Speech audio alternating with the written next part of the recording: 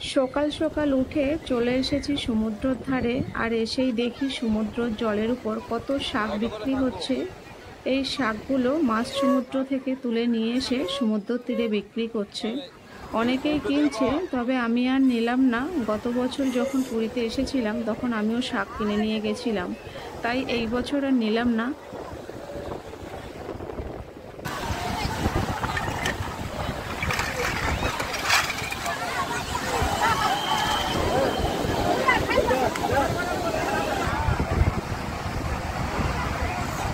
পুরীর সমুদ্র তীরে মানুষের জনসমুদ্র দেখুন। আমি যখনই এসেছি সবসময় এরকম লোকে ভর্তি দেখেছি, সে সিজনেই হোক বা অফ সিজনেই।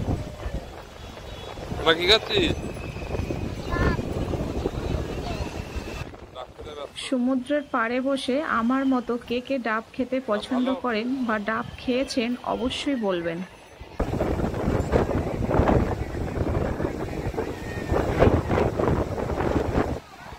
আমার সোনাইয়ের খুব পছন্দের জায়গা পুরীর এই সমুদ্র, আর আমারও খুব ভালো লাগে। সেই জন্য অনেকবারই আমরা পুরীতে এসেছি।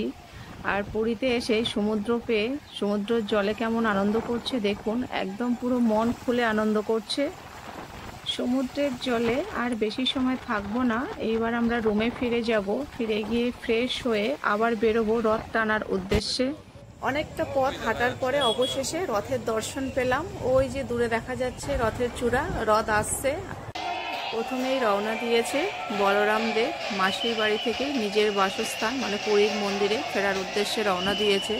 আর হাজার হাজার ভক্তরা দর্শন করার জন্য দুহাত তুলে দাঁড়িয়ে রয়েছে। মানুষের আনন্দ, উচ্ছ্বাস, ভালোবাসা, ভক্তি, শ্রদ্ধা, প্রেম যে কতটা, সেটা এই দৃশ্য দেখলেই বোঝা যাচ্ছে। মহাপ্রভু জগন্নাথ দেব আসছে, আর সেই আনন্দে সবাই কেমন মাতোয়ারা হয়ে উঠেছে দেখুন। সচরাচর আমরা এরকম দৃশ্য দেখতে পাই না, কিন্তু এখানে এই দৃশ্যটি দেখে চোখটা পুরো জুড়িয়ে গেল। দূর দূরান্ত থেকে, দেশ বিদেশ থেকে ছুটে এসেছে শুধুমাত্র রথের দড়ি টানার জন্য, কিন্তু সেই রথের দড়ি আমি দেখতে পাচ্ছি না এত মানুষের ভিড়ে। মানে প্রচুর মানুষ, যেটা মুখে বলে আমি বোঝাতে পারছি না। আর একসাথে রথের দড়ি টানার জন্য এত মানুষ আমি কখনো দেখিনি। আমার দেখা প্রথম মানুষের জনসমুদ্র। আজ আমি গর্বিত এখানে আসতে পেরে।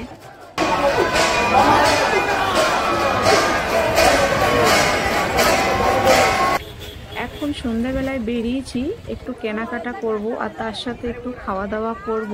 আর এসেই সমুদ্র ধারে এসেই দেখি দিনের বেলায় মানুষ যেমন ঠিক ঠিক করছিল, সন্ধ্যাবেলাও ঠিক তাই। আর এই যে একটা বালির গণেশ মূর্তি, এই মূর্তিটা ছাঁচের নয়, পুরোটাই হাতের তৈরি। সমুদ্রের ধারে যে লাল বালি থাকে, সেই বালি দিয়ে কত সুন্দরভাবে তৈরি করেছে দেখুন।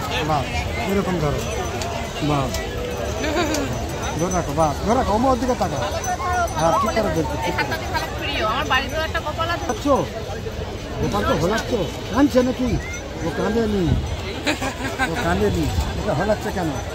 তুই বলছে তুই গোপালকে দোলাচ্ছিস কেন? ও তো কাঁদেনি। আমার ঘরে দেখো, গোপাল যেতে চাইছে না নাকি?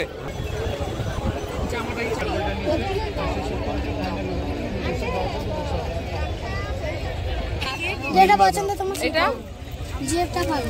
এটা খুলে দেখো, এবারটা খুলতে ভালো লাগছে দেখতে। দেখতে ভালো না এগুলো? না না, এই সব ঠিক দাম। হ্যাঁ 50 সব খুলে দিচ্ছে, কাগজের গুঁড়ে দিচ্ছে।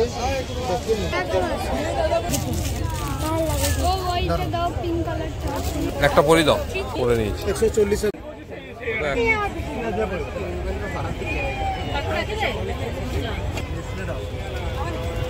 কত? হ্যাঁ, যে কটা আছে নিয়ে নাও।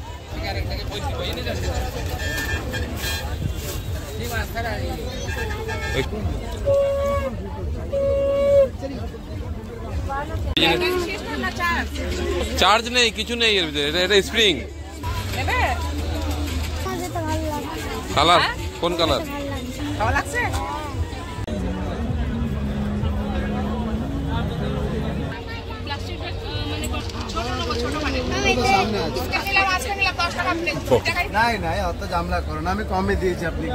দোকানদারকে দেখলে তো এমনি ভয় লেগে যাবে, দোকানদারকে দেখলে এমনি ভয় লেগে যাবে, টাকা এমনি দিয়ে দেবে।